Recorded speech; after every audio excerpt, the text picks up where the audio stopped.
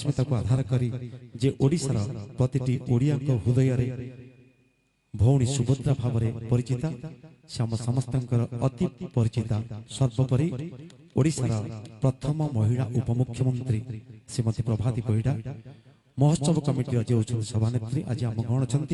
आपण मान तरफ कार्यक्रम तरफ मुझे सुस्वागतम शुभ अभिनंदन अर्पण करुच्ची एवं यही अवसर में मुझे निवेदन करी महोत्सव कमिटी सभापति एवं हेल्पलाइन सभापति पुष्पगुच्छ दे संबर्धना प्रदान करेंगे। महोत्सव कमिटी संपादक निगम उपमुख्यमंत्री श्रीमती प्रभाती परिडा महोदय